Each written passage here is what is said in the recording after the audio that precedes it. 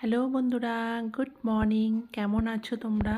আশা করছি তোমরা প্রত্যেকে ভালো আছো, সুস্থ আছো, আর আমরাও মোটামুটি ভালো আছি।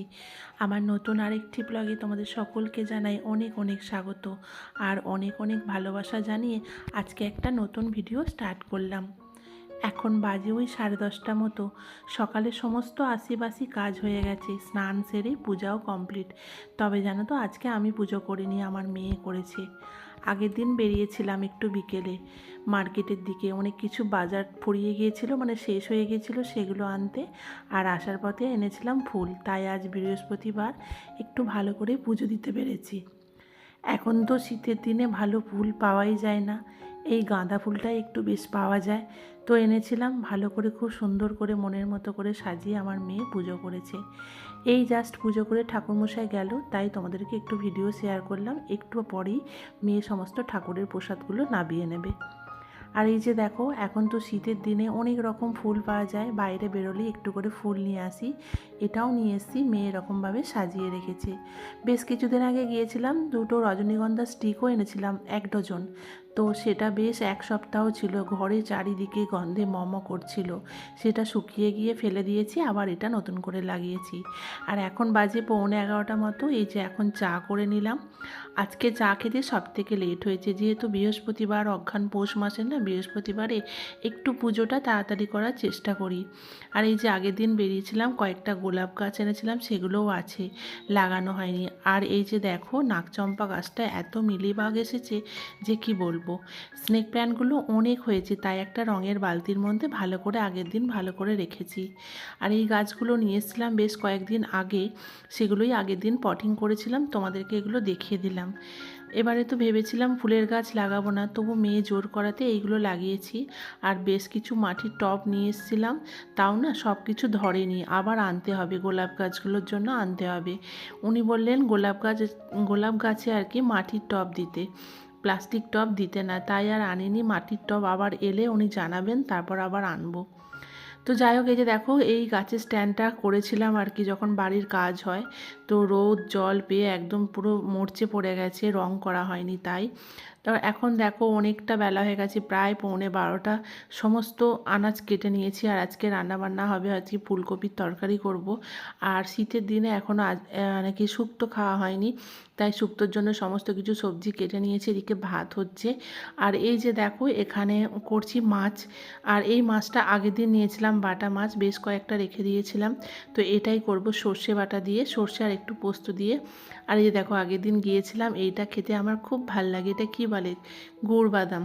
তো এটা না আমার খেতে এত ভালো লাগে, আমি গেলেই নিয়ে আসি। তো এটাই এখন খাচ্ছিলাম, এখনও সকাল থেকে কিছু খাওয়া হয়নি।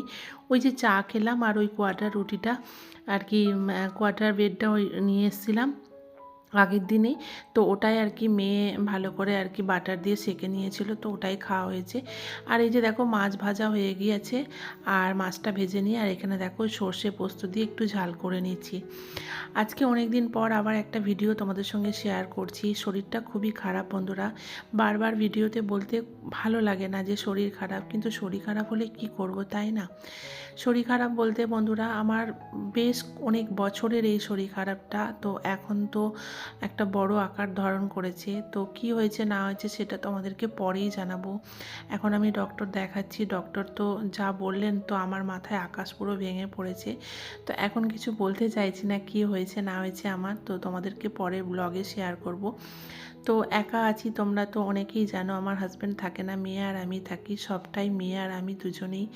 তো মেয়েরও বেশ কয়েকদিন আগে শরীরটা খুব খারাপ হয়েছিল, হঠাৎ করেই বেশ কিছুদিন ধরে ওর পেটে খুব ব্যথা হচ্ছিল। আসলে প্রচুর পরিমাণে জল কম খাওয়ার জন্য ওর পেটের নিচে একদমই খুব ব্যথা যন্ত্রণা হচ্ছিল। আবার ডক্টর দেখিয়ে এখন একটু ঠিক আছে। তো একদমই হালকা পাতলা খাবার খেতে বলেছে, তবে জানো তো, একদমই হালকা ঝোল খেতে চায় না, আর বাইরের জিনিস একদমই ওর খাওয়া বারণ। আসলে ওর পাপা আসতে না প্রচুর পরিমাণে বাইরের জিনিস খাওয়া গেছে। পুজো গেল, যখনই বেরোতাম, মানে ও আর কি বেশি বেরিয়েছে, তো বাইরের একটু খাবার বেশি খাওয়া হয়ে যাওয়ার ফলে আর কি পেটে একটুখানি, পেটে একটু ইনফেকশান মতো হয়ে গেছিলো, ডক্টর যেটা বলছেন আর কি। তো এখন অনেকটা ঠিক আছে, ওষুধ খাচ্ছে, এখনও খাচ্ছে আর কি। তারপর আবার একবার দেখাবো। আর আমার তো মেডিসিন চলেই, তোমরা তো জানোই, আবার একটা অন্য রোগ ধরেছে, জানি না কী হবে। তো এই সব নিয়েই অনেক টেনশনের মধ্যে আছি। আর মেয়ে তো শুক্তো খাবে না, মাছ খাবে না, তো ওর জন্য আবার একটু ফুলকপি ওই যে দেখো করছি আর কি। আর জানো তো যতই ভাবি ফুলকপিতে অল্প তেল দিয়ে আর কি ভাজবো, ফুলকপি একটু তেল দিয়ে না বেশি করে ভাজলে না যেন ভাজাই হয় না। আর একদম হালকা পাতলা রান্না খেতে চায় না। এই যে দেখো আবার একটু অল্প করে তেল দিলাম। আর আমি না একদমই অল্প তেলে রান্না বান্না করতে পারি না। আসলে কি বলতো, ওই যে মুখরোচক খাবার খেয়ে খেয়ে একদমই হালকা খাবার মেয়ে একদমই খেতে চায় না। এটা তো সবসময় খাওয়াটা ঠিক না, না রিচ খাবার।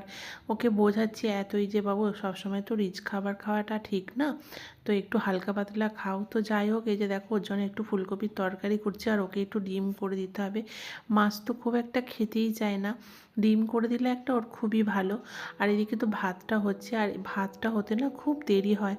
মিনিকেট চালের ভাত আর পুরনো চাল তো অনেকটা টাইম লাগে। আর ভাত তো আমি এইভাবেই ডেস্কির মধ্যেই করি, হাঁড়ি তো আর করি না। হাজব্যান্ড যখন এসেছিলেন তখন হাঁড়িতে করতাম। আর মা মেয়ের ভাত তো রাত একবেলার ভাত, তাই এই ডেস্কির মধ্যেই করে নিই। তাও জানো তো এই ভাত রাত্রের জন্যও থেকে যায়, রাত্রে অল্প রুটি করি 4-5টা, আর অল্প একটু ভাত থেকে যায়, দুজনে ওই গরম করে আবার হয়ে যায়। তো এই যে দেখো এখানে একটুখানি আধখানা টমেটো দিলাম, আর একটুখানি ওই যে কালো জিরে আর একটু শুকনো লঙ্কা দিয়েছি ফোড়নে, আর পেঁয়াজটা দিয়ে একটু ভালো করে ভাজা ভাজা করে নিচ্ছি। একদমই হালকা করে করব, আর অল্প একটুখানি আদা বাটা দেব। আদা বাটা দিয়ে আর একটু অল্প হালকা লঙ্কা আর হলুদ গুঁড়ো জিরে গুঁড়ো দিয়ে একটু কষিয়ে নিয়ে তারপর ফুলকপিটা জল দিয়ে বসিয়ে দেবো। অনেকটা দেরি হয়ে গেছে বন্ধুরা রান্না বান্না করতে। আজ পুজোর বৃহস্পতিবার দিনকে না একটু দেরি হয়ে যায়, তবে জানো তো বৃহস্পতিবার দিনকে পুজোর ঝামেলাটা খুব তাড়াতাড়ি মিটে যায়। যেহেতু বাড়িতে ঠাকুরমশাই পূজা করতে আসেন, তাই সকাল সকাল ওই কাজটা মিটে যায়। তো যাই হোক, একটা কাজ তো পুরো কমপ্লিট হয়ে গেছে। এদিকে ঘর বাড়ি সব ঝাড়ু পোছা লাগানো সব পুরো একদম নিট অ্যান্ড ক্লিন। শুধু রান্নাটা হলেই খাওয়া দাওয়া হবে, এটাই আর কি। আসলে কী বলতো, বাড়িতে যদি একটা পুরুষ মানুষ থাকে না, তার খাবার ঝামেলাটা একটু বেশিই হয়। যেহেতু মা আর মেয়ে থাকি, একবেলা তো না খেয়েই মানে কেটে যায় আর কি। তো যাই হোক, এই যে দেখো এখানে ফুলকপিটা আর কি বসাবো, তার জন্য ফুলকপির মশলাটা ভালো করে কষিয়ে নিচ্ছি। একদম তো একদম আবার টপকা ঝোল করলে খাবে না, কিন্তু ওটাই তো শরীরের পক্ষে ভালো, তাই না? আর দেখো একটুখানি দিয়ে দিলাম চিনি আর একটু নুন, যাতে ব্যালেন্সটা ঠিকঠাক থাকে। দিয়ে ভালো করে আবারও কষিয়ে নিয়ে একটু জল দিয়ে দিলাম, দিয়ে এবার একটু ফুলকপিটা আর আলুটা দিয়ে দেবো, দিয়ে পাশের ওভেনটায় বসিয়ে দেবো। দিয়ে এখানে আমি শুক্তোটা করব। আর শুক্তোটা করতে তো বেশ টাইম লাগবে, আসলে সবজিগুলো সব আলাদা আলাদা করে ভাজতে হবে। তো বন্ধুরা, এই যে দেখো তোমাদের সঙ্গে আজকে তো রান্নাবান্না শেয়ার করছি আর একটু গল্প করছি, আর তো কোনো কাজ তোমাদের সঙ্গে শেয়ার করিনি। আর আজকে জানো তো ভিডিও যে করব সেই রকম কোনো সিদ্ধান্তই ছিল না, হঠাৎ করেই ভিডিওটা আর কি স্টার্ট করলাম। আর জানো তো একটা ছোট ট্রাইপড কিনেছি এই রকম রান্নার ভিডিও আর কি তোমাদের সঙ্গে শেয়ার করব বলে। তার জন্যই মেয়ে লাগিয়ে দিল ঠিকঠাক করে ক্যামেরাটা সেট করে। আর ভাবলাম চলো রান্না তো করছি, সেগুলো তোমাদের সঙ্গে শেয়ার করি আর আমি একটু তোমাদের সঙ্গে গল্প করি। সেই রকম তো কেউ নেই গল্প করার মতো। আর জানো তো আমি খুব একটা গোল টেবিল করে গল্প করতে খুব একটা ভালোবাসি না, কারণ সবাই যখন একসঙ্গে থাকবে, ওইখানে যদি আমিও কিছু একটা কথা বলে ফেলি না, সেই কথাটা ওরা কি বললো সেটা দেখবে না, আমি কি বললাম সেটাই দেখবে। তার জন্য আমি যখনই মানে অনেক লোকজন থাকে সেখানে আমি খুব একটা যাই না বা গল্প গুজব করি না।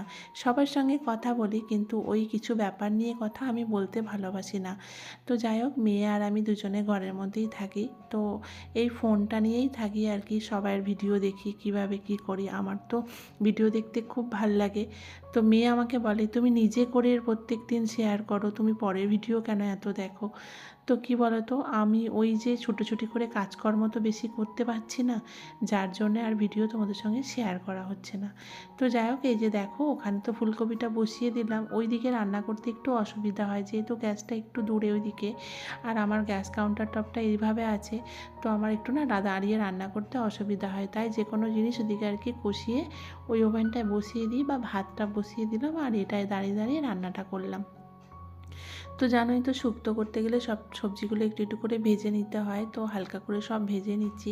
তবে জানো তো, শুক্তোটা খুব ভালো হয়েছিল। মেয়ে তো খায় না, আর আমি একা কত খাবো, আর যা কিছু রান্না বান্না করি আমার জায়েরাও আমাকে দিয়ে যায়, আর আমিও যা কিছু করি যাকে দিয়ে আসি। তাই পুরো হাফের বেশি যাকে দিয়ে চলে এসেছিলাম, আর তারপর বাদ বাকিটা মানে যেটুকু ছিল সেটা আমার জন্য ছিল।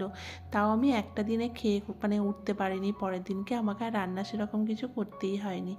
তো এই যে দেখো, শুক্তোগুলো প্রায় মানে শুক্তো সবজিগুলো সব ভাজা হয়ে গেছে, আর ওদিকে ফুলকপিটাও হয়ে গেছে। এদিকে দেখো, দুটো ডিম সেদ্ধ বসিয়ে দিলাম। মেয়ে তো ডিম সেদ্ধ খেতে খুব ভালোবাসে।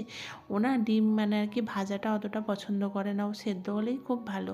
আর এই যে দেখো, শুক্তোর এখানে সবজিগুলো সব ভেজে নিয়েছি, একটু এখানে কালো জিরে ফোড়ন দিয়ে, আর শুক্তোগুলোকে আর একটু নেড়ে নিয়েছি, যেহেতু ভেজে নিয়েছিলাম নিয়ে, আর জল দিয়ে সেদ্ধ বসিয়ে দিলাম।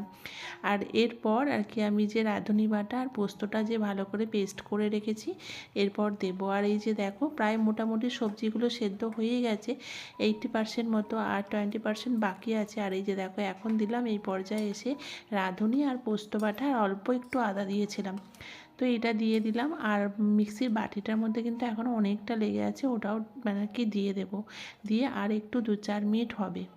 তো তারপর দেখো, এখানে দেবো একটুখানি দুধ। দুধ যেহেতু আমার মানে আর কি লিকুইড দুধ নেই, তাই আমি ওই ডাস্ট গুঁড়ো দুধটাই গরম জলে গুলে দেবো, গরম জলে।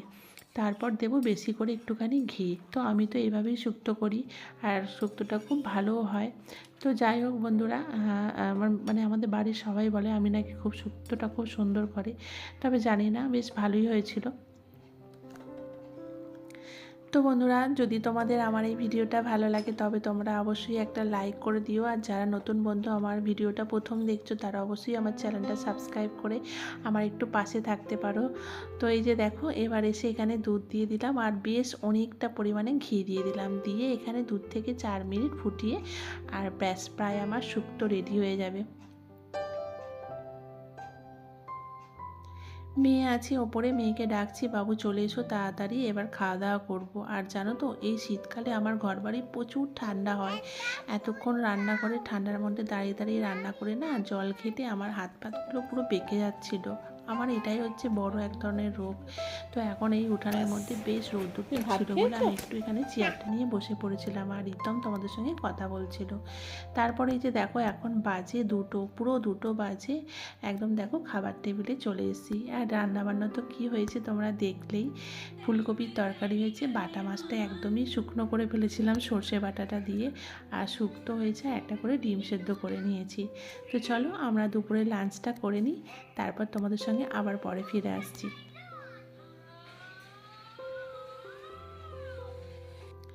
গুড ইভিনিং বন্ধুরা, এখন বাজে প্রায় ওই 8টা মতো, তাও গুড ইভিনিংই বললাম। মেয়ে হঠাৎ করে বললো, মা আমাকে একটু পাস্তা বানিয়ে দাও, এপি পাস্তা বানিয়ে দাও। তাই একটু ডিম আর একটু পেঁয়াজ দিয়ে বানিয়ে নিচ্ছি, আর এটাই হচ্ছে আমাদের রাতের ডিনার। তো চলো বন্ধুরা, আজকে ভিডিওটা এই পর্যন্তই, দেখা হচ্ছে পরের ব্লগে। তোমরা খুব ভালো থেকো, আজ আসি, টাটা।